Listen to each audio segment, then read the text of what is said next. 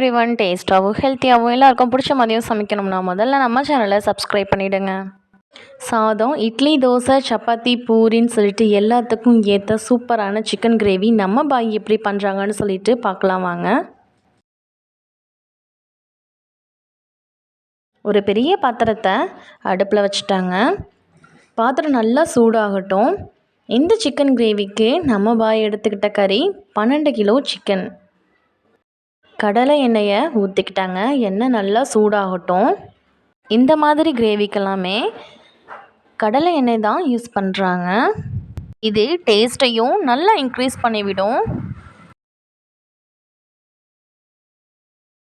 பார்த்திங்களா, எண்ணெய் நல்லா சூடானதும் நுர மாதிரி பொங்கி வருது.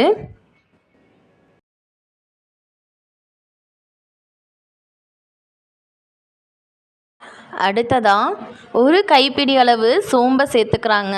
எண்ணெய் நல்லா சூடானதுனால சோம்பு நல்லா பொரிஞ்சு வந்துருச்சு. சோம்பு நல்லா பொரிஞ்சாவே பயங்கரமாக வாசமாக இருக்கும். அதோட கொஞ்சமாக கிராம்பை சேர்த்தோம்னா சூப்பராக இருக்கும். அடுத்தது பெரிய வெங்காயத்தை நல்லா மெலிசாக கட் பண்ணி இதோட சேர்த்துக்கிறாங்க. வெங்காயம் கண்ணாடி பதம் இல்லாமல் டார்க் ப்ரௌன் கலரில் வரணும். அப்படின்னா தான் பார்க்குறதுக்கு டார்க் ரெட் கலர்லேயும் ப்ரௌன் கலர்லேயும் இருக்கும். கிரேவி, பிரியாணி எல்லாத்துக்குமே வெங்காயம் நல்லா வதங்கி ப்ரௌனாக வந்தால் டேஸ்ட் பயங்கரமாக இருக்கும். வெங்காயத்தை 5லிருந்து 10 நிமிஷம் வரைக்கும் நல்லா ப்ரௌனாக விடுறாங்க. வெங்காயம் வதங்கும் போது தண்ணியெலாம் ஊற்றிடாதீங்க. எண்ணெயிலேயே நல்லா ப்ரௌன் கலரில் வரணும்.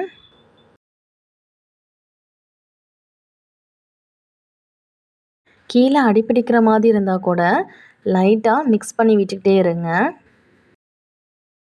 இவங்க இஞ்சி, தக்காளி, பூண்டு எல்லாத்தையும் தனித்தனியாக பேஸ்ட் ஆக்கி வச்சுட்டாங்க. இந்த பேஸ்ட்டு கடையில் வாங்குறத விட ஃப்ரெஷ்ஷாக அரைச்சி சேர்க்கும்போது டேஸ்ட் நல்லாயிருக்கும்.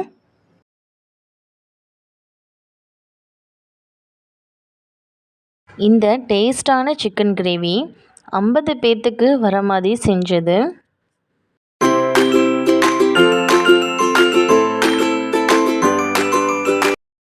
அப்பப்போ நடுவில் கீழே அடிப்பிடிக்காத மாதிரி மிக்ஸ் பண்ணி விட்டுக்கிட்டே இருந்தாங்க.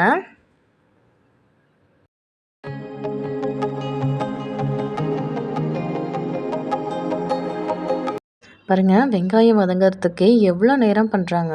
அதனால தான் டேஸ்ட்டு நல்லா இருந்தது.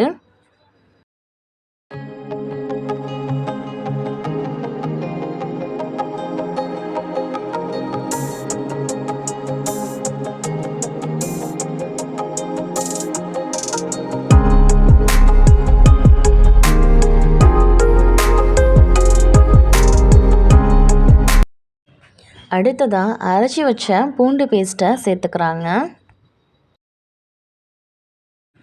ஒரு 10 கரண்டி பேஸ்ட்டை இதோட சேர்த்துக்கிறாங்க. பூண்டு நல்லா எண்ணெயிலேயே வதங்கணும். பச்சை வாடை போகிறதுக்காக ஒரு 5 நிமிஷம் நல்லா வதக்கிக்கிறாங்க. பச்சை வாடை போய் எண்ணெய் பிரிஞ்சு வந்ததும் அடுத்தது இஞ்சி பேஸ்ட்டை ஆட் பண்ணிக்கிறாங்க. இவங்க பூண்டு பேஸ்ட்டை தான் அதிகமாக சேர்த்துருப்பாங்க. இஞ்சி பேஸ்ட்டு சும்மா 3 கரண்டி அளவு தான் இதில் சேர்த்துருக்காங்க.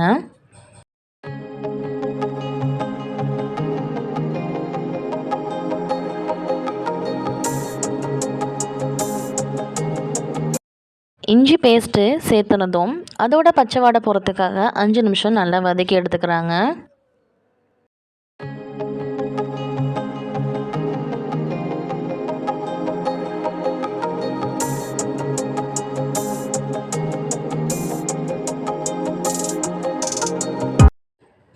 பச்சை வாடை போனதும் எண்ணெய் கொஞ்சம் கொஞ்சமாக பிரிஞ்சு வருது.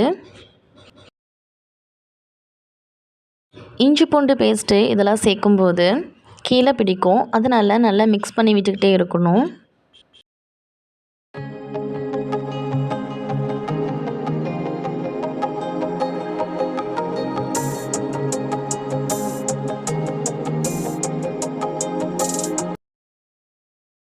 நான் ஏற்கனவே சொன்ன மாதிரி தக்காளி பேஸ்ட்டு தனியாக ரெடி பண்ணி வச்சுருக்காங்க.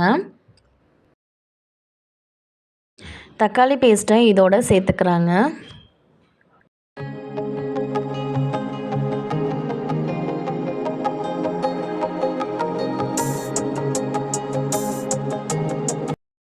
தக்காளியோட பச்சை வாடை போகிறதுக்காக 5லிருந்து 10 நிமிஷம் நல்லா வதக்கிக்கிறாங்க.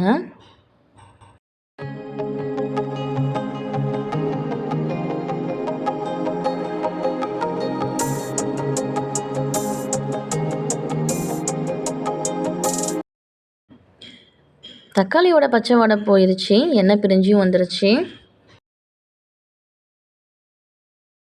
இன்னொரு பக்கம் தேங்காய் துருவலை நல்லா வறுத்துக்கிறாங்க.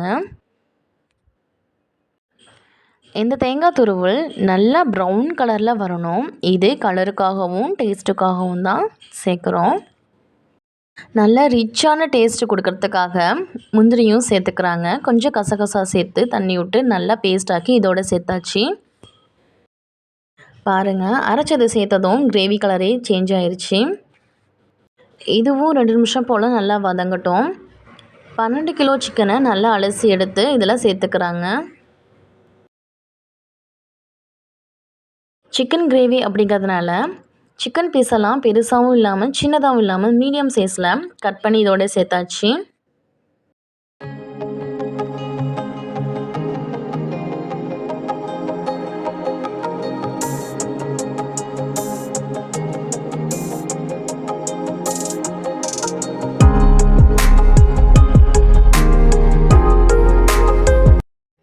மசாலா எல்லாமே சிக்கன் மேலே நல்லா ஒட்டணும் அப்படிங்கிறதுக்காக நல்லா மிக்ஸ் பண்ணி விட்டுடுறாங்க. தண்ணி எதுவும் சேர்க்காம சிக்கனையும் மசாலாவையும் நல்லா மிக்ஸ் பண்ணி விட்டு 5 நிமிஷம் அப்படியே விட்டுட்டாங்க. இப்படி பண்ணும்போது மசாலா எல்லாமே சிக்கனில் நல்லா இறங்கியிருக்கும்.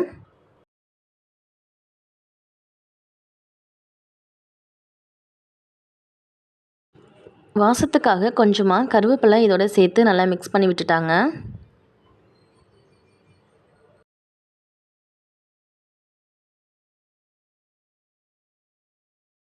ஏற்கனவே ஊற்றின எண்ணெயும் சிக்கன்லேருந்து கொஞ்சம் எண்ணெய் பிரிஞ்சு வரும். அதுவும் வர வரைக்கும் 5லேருந்து 10 நிமிஷம் அப்படியே விட்டுடுறாங்க.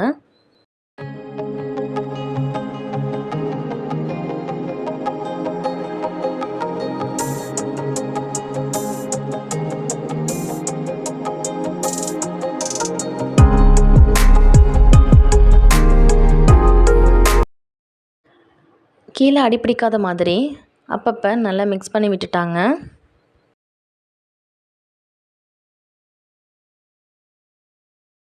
அடுத்ததாக கொஞ்சம் கொஞ்சமாக கருவேப்பிலையும் சேர்த்து நல்லா மிக்ஸ் பண்ணிட்டுறாங்க.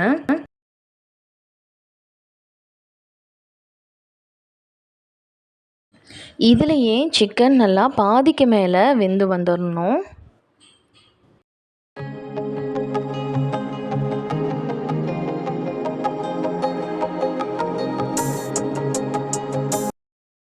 லைட்டாக சீரக பொடியை மேலே தூவி விட்டு நல்லா மிக்ஸ் பண்ணிட்டாங்க. ஒவ்வொரு பொருள் சேர்க்கும் போதும் டைம் எடுத்து நல்லா வதக்கிட்டு அதோட பச்சை வாடை போன பிறகு தான் அடுத்த பொருளையே இவங்க சேர்க்குறாங்க. அதனால தான் இன்னமும் டேஸ்ட்டு நல்லாவே இருந்தது. நம்மளாலலாம் இவ்வளோ பொறுமையாக செய்யவே முடியாது. டக்கு டக்குன்னு செஞ்சுட்டு இப்போடா தட்டுக்கு வரும் சாப்பிடலான்னு தான் நமக்கு தோணும்.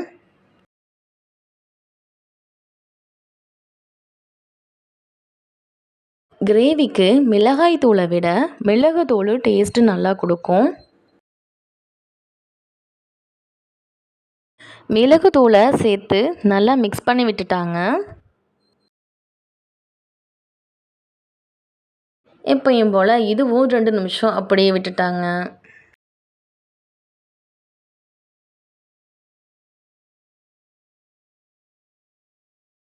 அடுத்தது மிளகாய் தூளை கொஞ்சமாக சேர்த்து இதையும் நல்லா மிக்ஸ் பண்ணி விட்டுட்டாங்க.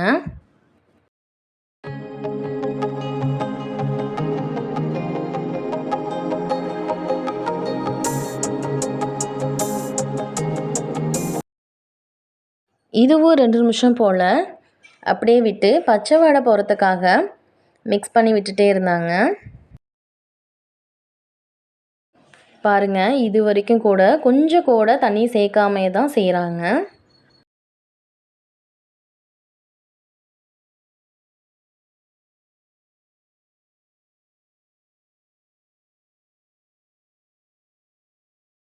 தண்ணி சேர்க்கறதுக்கு முன்னாடியே சிக்கன் பாதிக்கு மேலே நல்லா வெந்து வந்திருக்கணும்.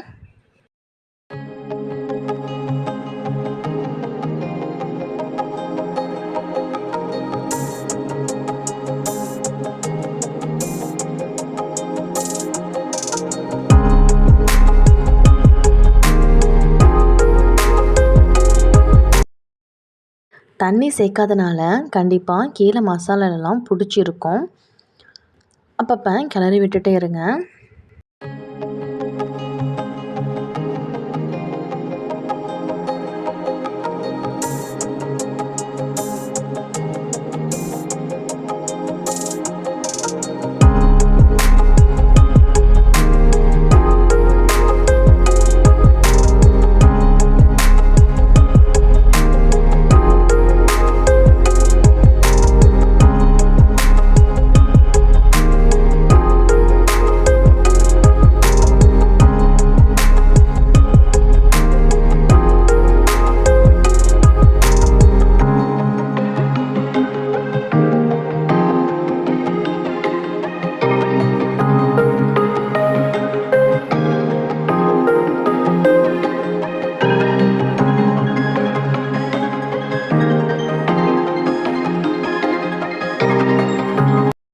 இப்போது சிக்கன் முக்கால்வாசி வெந்துடுச்சு பாருங்கள்.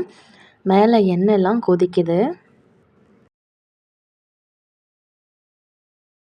நம்ம பாய் சொன்ன சீக்ரெட் என்னென்னா, சிக்கன் கிரேவியில் சிக்கன் வேகிற வரைக்கும் தண்ணி சேர்க்கவே கூடாதாம்.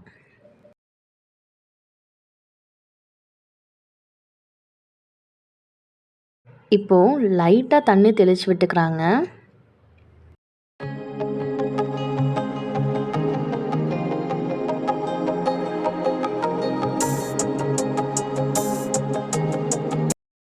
நாமளாக சொல்லுவோம், காய் வேகணும் அப்படின்னா கொஞ்சம் உப்பை சேர்த்துக்குங்க அப்படின்னு சொல்லுவோம். அவங்க சொல்கிறாங்க, உப்பை சேர்த்தோம்னா வாசம் வெளியே போயிடுமாமா, அதனால் ஃபைனலாக தான் உப்பு சேர்க்குறாங்க. இப்போ தேவையான அளவு கல்லுப்பு சேர்த்து நல்லா மிக்ஸ் பண்ணி விட்டுக்கிறாங்க.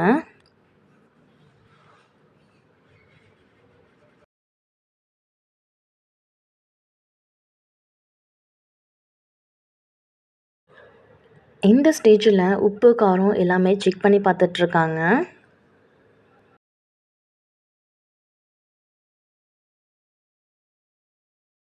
இது கிரேவி அப்படிங்கிறனால தண்ணி ஊற்றாமல் அப்பப்போ தெளித்து விட்டுட்டு மிக்ஸ் பண்ணி விட்டுட்டே இருக்காங்க.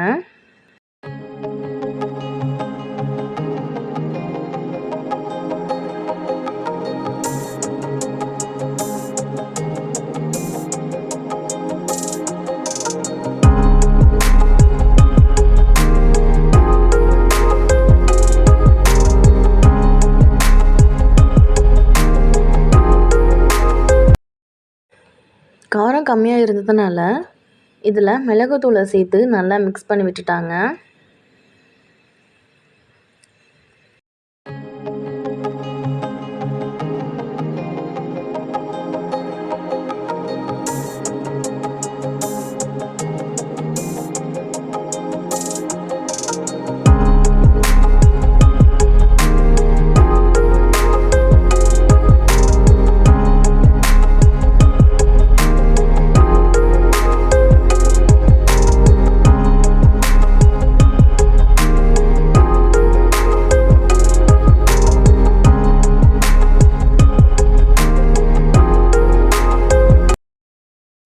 நம்ம பாய் ரொம்பவே பிஸியாக இருந்தாங்க. மட்டன் பிரியாணி பண்ணுறதுக்காக எல்லாம் ரெடி பண்ணி வச்சிட்ருந்தாங்க.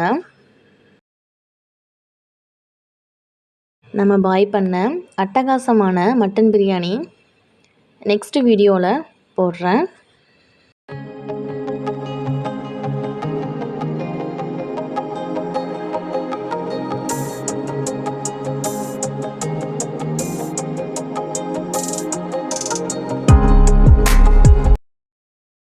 தண்ணியெல்லாம் சுண்டி சிக்கன் நல்லா கிரேவி மாதிரி வரணும்.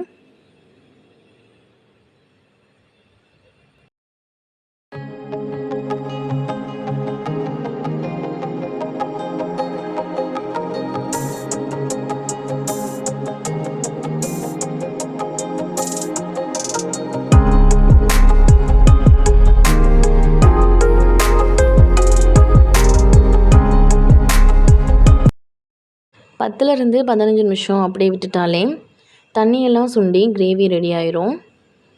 இப்போது சிக்கனும் வெந்ததும் ஃபைனலாக 2 மசாலா சேர்த்துருப்பாங்க. வெயிட் பண்ணி பாருங்கள்.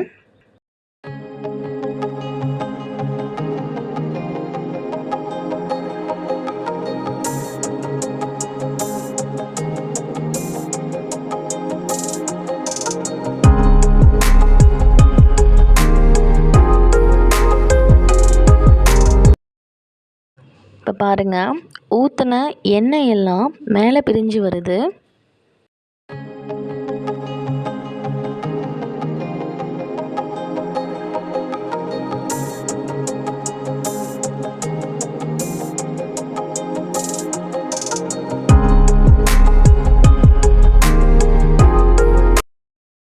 அடுத்தது வாசத்துக்காக மல்லி இலையை கிள்ளி இதோட சேர்த்துக்கிட்டாங்க.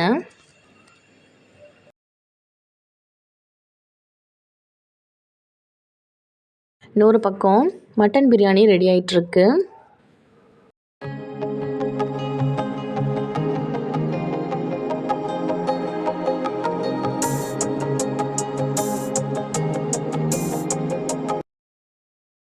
நான் சொன்ன 2 மசாலாவில் ஒன்று சிக்கன் மசாலா,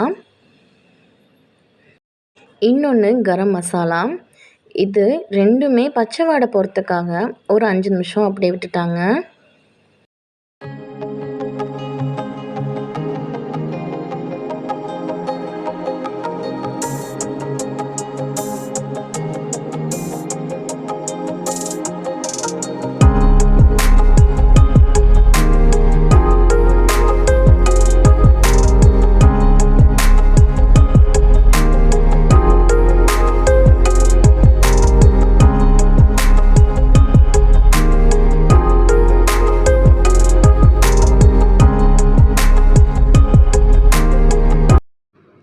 பாருங்கள், தண்ணி சுண்டிருச்சு.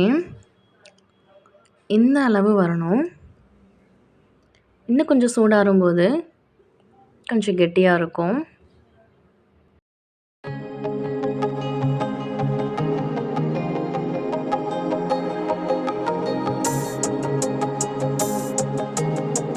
அவ்வளோதாங்க, நம்ம சூப்பரான பாய் பண்ண சிக்கன் கிரேவி ரெடி ஆயிருச்சு. ஃபைனலாக எண்ணெய் ஊற்றி மூடி வச்சிட்டாங்க. இந்த மாதிரி சூப்பரான சிக்கன் கிரேவி டேஸ்ட்டாக செய்யணும் அப்படின்னா கொஞ்சம் டைம் ஆக தான் செய்யும். அதெல்லாம் பார்க்காம இந்த மாதிரி செஞ்சு பார்த்துட்டு கமெண்ட் பண்ணுங்கள். கண்டிப்பாக உங்கள் வீட்டில் எல்லோரும் உங்களை பாராட்டுவாங்க. பிடிச்சிருந்தா லைக் பண்ணுங்கள், ஷேர் பண்ணுங்கள். மறக்காமல் நம்ம சேனலை சப்ஸ்கிரைப் பண்ணிவிடுங்க. தேங்க்ஸ் ஃபார் வாட்சிங்.